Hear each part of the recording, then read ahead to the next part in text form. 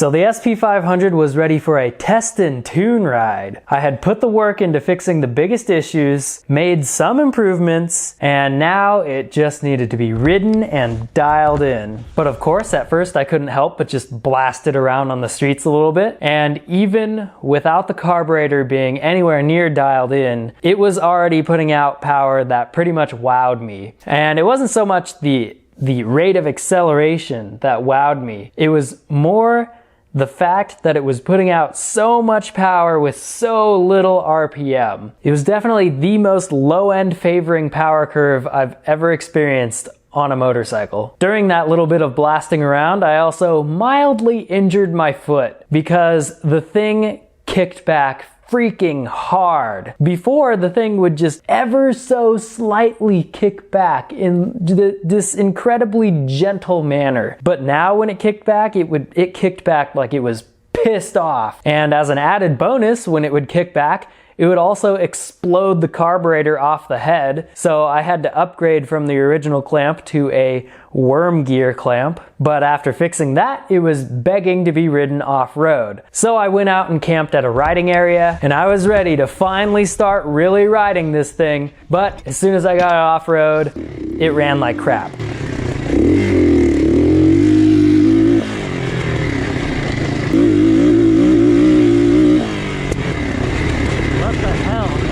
Ran fine on flat ground, but as soon as it would start getting jostled around, it would lean out terribly. So something about the fuel level in the float bowl was clearly not making this bike happy. So I took apart the float bowl, adjusted the floats for a higher fuel level in the float bowl, found that to be an improvement when I put it back together and rode it, so I just incrementally kept moving in that direction. But then it started doing a thing where it would progressively get more rich until it loaded up and died while not on the throttle or while just idling. But it was doing this in a weird slow build-up fashion where as soon as you were off the throttle, it was like there was a timer until it would load up and die. Not like it was just too rich on the Pilot, because when you're going around, it was working well on the Pilot. So that told me that fuel was probably still trickling in when the float valve was supposed to have already shut it off. And I was able to confirm that by observing the fuel level in the bowl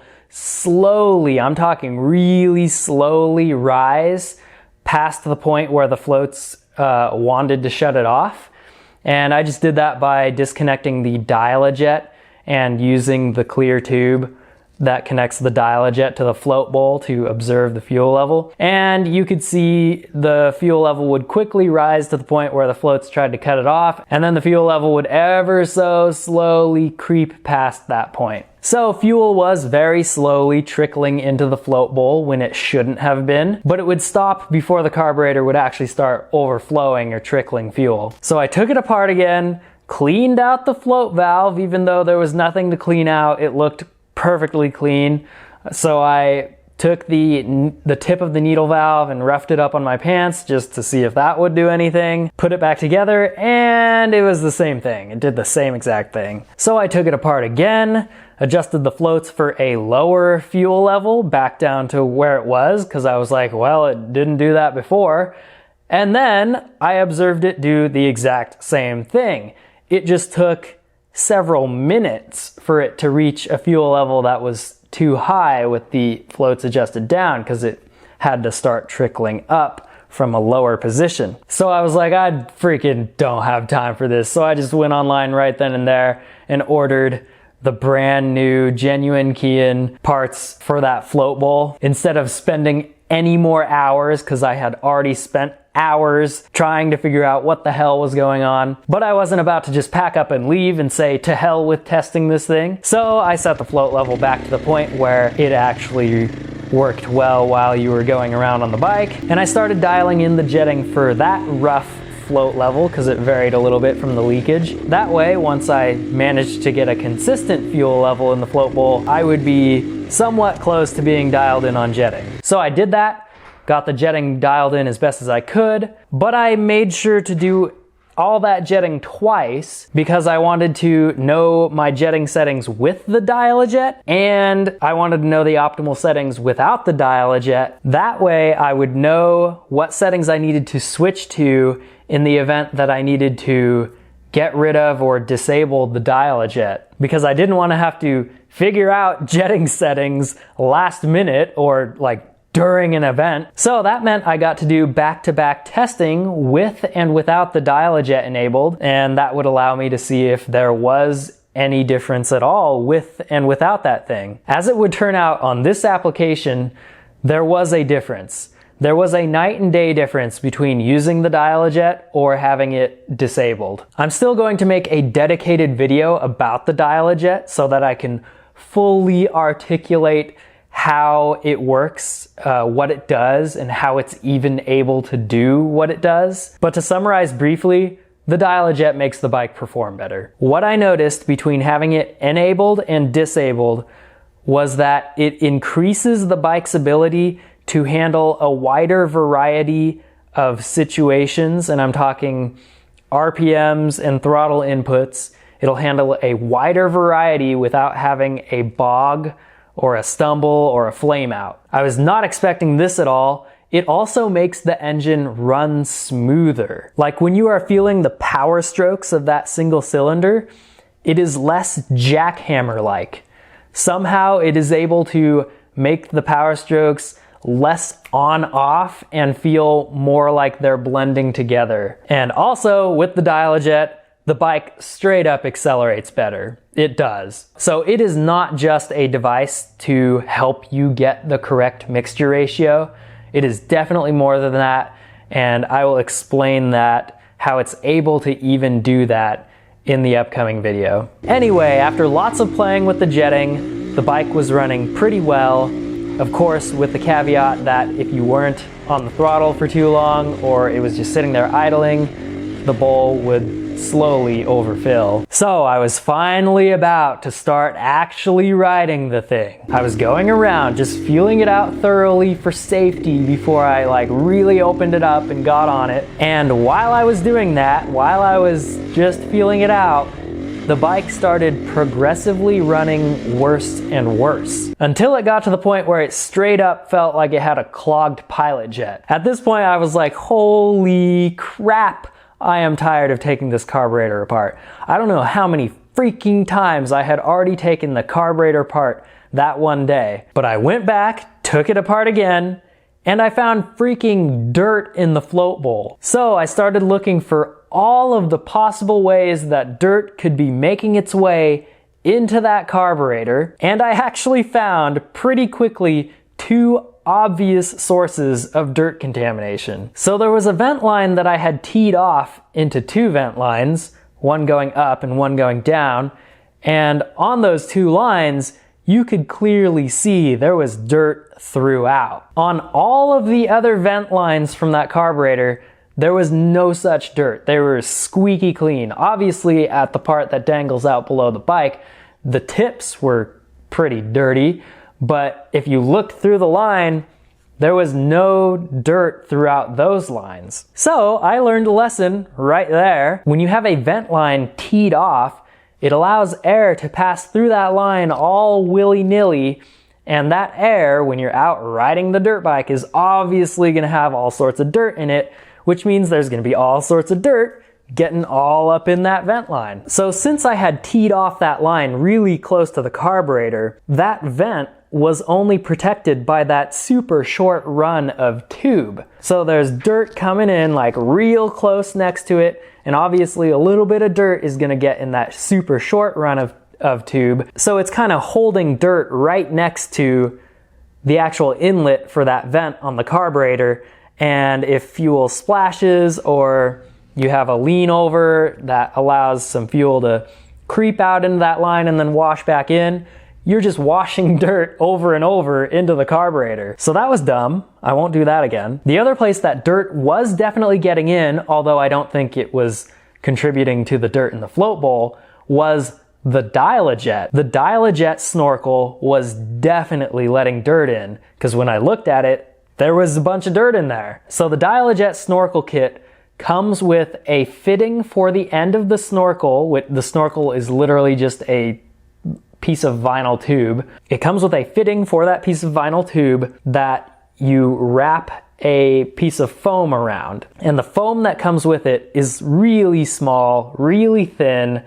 and it's very, very porous. The pores are really large. That was clearly not enough to get the dust out of the air. I didn't have stuff on me to improve the Dial-A-Jet's filtration right then and there. So instead of doing that, I just disabled the Dial-A-Jet, blocked it off from air and fuel. And then I was finally gonna be able to just ride the bike. But by the time I got the whole thing put back together, the sun was starting to go down. So I was like, I will just rest right now so I can get up early in the morning and start over again. And that's how a day of riding goes when you have a carburetor. So the next day I got up, got ready, was feeling the bike out again before I started going hard on it, was finally just about to start really riding the thing, and then the bike lost the plug for the camshaft driven tachometer drive and started spewing oil everywhere. So I started looking around in my immediate area for that plug, randomly happened across someone else's timing plug, which just happened to be the perfect size to fit over the now gaping hole on the SP500.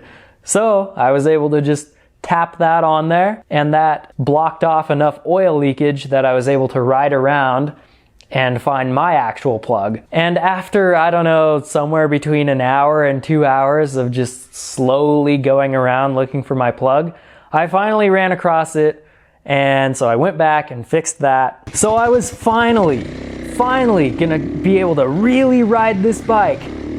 So I start riding around, feeling it out, making sure nothing's gonna go wrong on me, and then the freaking front brake cable got sucked into the front wheel. So I looked at it, and the cable guide that is supposed to keep it out of the front wheel had just snapped off, like completely snapped off. So I started riding around slowly again, trying to find the thing. Spent way too long looking for that thing. Never even found it, but I had to get some actual riding in. So I went back and I crafted a way to hold the brake cable out of the wheel using some hose clamps and various zip ties. So I was finally about to start really riding the thing, and I did.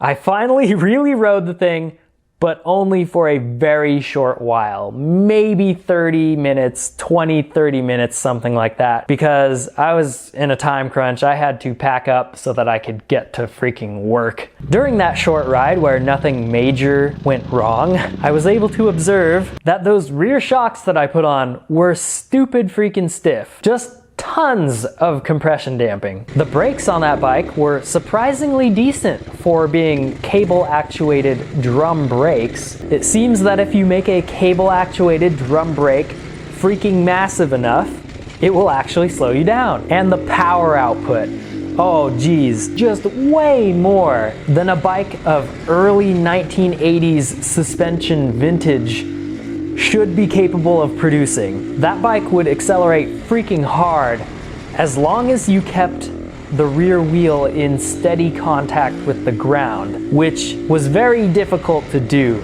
and is a very rare occurrence. So most of the time when you would really get on the throttle and start spinning that thing up, it would not accelerate you forward. It would just, the rear end would start getting angry and just thrashing around, and it would just get wild and out of control real quick. So I learned quickly to not just give that thing handfuls, but to roll it on and just be gentle with it and ride it to the level that the suspension would tolerate, and that was the quickest way to get around. Well, maybe not the quickest way to get around, but the most efficient way to get around instead of fighting the heck out of that rear end. So that was a wrap for the first test and tune outing. After that, I purchased some much finer filter foam and just wrapped the absolute heck out of the end of the Dial-A-Jet snorkel. That way I could try to use the Dial-A-Jet again because it was pretty sweet performance-wise. I also replaced the float valve parts with genuine key-in parts, and that seemed to be a success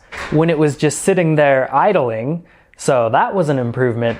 But to really know if it was going to actually work, I had to get out and ride it off-road again. Because you never know what's going to happen when a carburetor starts actually getting shaken around. And I was able to sneak in another test and tune ride the next week. This time I got a whole long day of thoroughly riding the thing. So I was finally able to really feel how this bike was gonna perform. The front end suspension was feeling okay for the tiny amount of travel that it has. The Maxima 10W oil I had put in those forks was okay, but I did seem to feel like it landed it on the softer end of what I would consider acceptable compression damping if I was going to ride that thing aggressively. But since I was short on time, I was like, meh, it's just on the softer end of what I feel is acceptable, which is still in the acceptable range, I thought.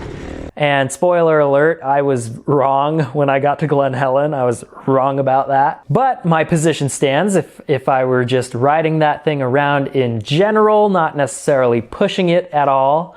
The Maxima 10W is a good starting point, I would say. Well, it's not gonna be harsh at least. The suspension will be soft. The front brake with those Tusk carbon pads was usable all day with just 1 or 2 fingers on the brake, which was very impressive for a cable actuated drum brake. But the one thing that front brake absolutely hated and would not tolerate was long, steep descents. It would fade out very quick. It did not like that. So I was really hoping that at Glen Helen, where I was going to be racing, that they would run the course in directions where the biggest hills were not going to be downhills. Because this bike was not good on downhills, but with all that power it would be able to do uphills. The rear brake, on the other hand, was pretty good at all times, and it didn't have to suffer the same abuse as the front brake because the engine braking on that big 500 helped it out a ton. You just roll off the throttle and the thing wants to throw you over the bars. The Shinko 216 MX front tire with the Nitro Mousse, which was sized 1 size oversized for what is recommended for that tire, was right on the money for what I like. It gave me plenty of feel with the ground.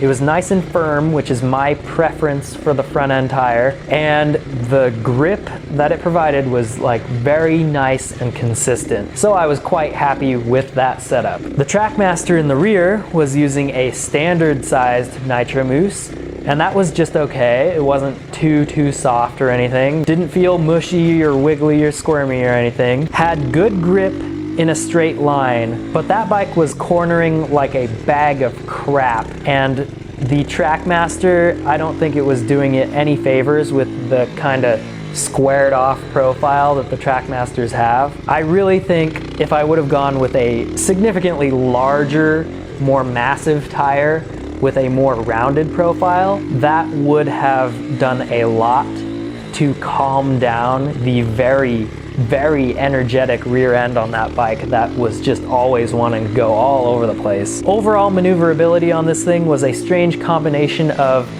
doesn't want to maneuver at all, but also oversteers like crazy anytime you actually get it leaned over, because that rear end does not want to hold a turn at all. You get that thing leaned over, the rear end is gonna swing around. So I was just being pretty careful at all times. This chassis could be a lot more maneuverable overall than it ends up actually being in practice because of the huge engine. That big 500 provides a crap ton of gyro effect, and that makes the bike really slow to throw around. Not to mention the huge heavy drum brakes on both wheels that also really slow the handling down. If it weren't for those things, the bike itself is actually pretty light with a very low center of gravity. It's actually light enough that my lanky ass can just walk right up to it and lift it straight off the ground. But riding it around, trying to maneuver it around, you wouldn't think that it was that light at all. But that big 500 engine, it's hard to complain about it at all, because that thing is freaking good. That engine does not lack power. We did some drag racing with it against a 2008 CRF 250R and a DRZ 400E, and found that the old SP500 could easily hang or even chop. And it would do that while turning easily less than half the RPM of either of those bikes. The only thing straight up bad about that 500 engine was the kickback. It will literally break your leg if you are not careful. On one occasion, it threw me pretty hard. My friend is my witness. I had just turned off the helmet camera. I'm so disappointed. But yeah, it threw me pretty hard. And I was just so lucky that my leg missed the handlebar, because if it had shot my leg up into the handlebar, that would have been a patella cracker for sure. Overall, I was pretty happy with the bike because it was fun to ride around. Not because it performed well or because it was easy to ride. It was not. That thing worked my ass, but at least I had created something fun. But yeah, that thing is definitely work to try to ride at any decent pace, mostly because that rear suspension and that springy steel swing arm, they just want to kill. They want you off the bike. Throughout that day of riding though, those rear shocks did soften up quite a bit. So they just needed to be broken in. Dang though, even with them softened up, it's a harsh ride without a rising rate linkage, because initial hits have a certain level of shock that you don't get on a rising rate linkage, and then you get more bottom out shock. It takes you at both ends. The initial hits are harsher, and then the bottoming out is harsher. So it's just not good.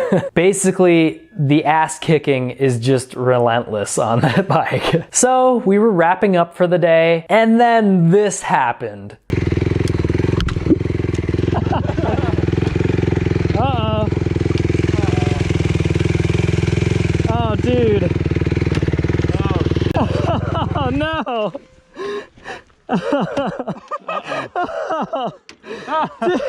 Shit.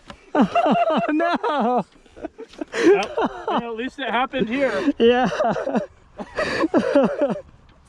God damn it. I didn't know what was wrong, but I braced for the worst and started prepping a plan B, which was to just go grab my CRF 230F and race that, just in case I didn't like what I found when I pulled apart the 500. Don't leave this video without subscribing with notifications turned on. And please use the links in the pinned comment or video description so I can keep this channel going, because it is tough. Holy shit. Oh, fuck.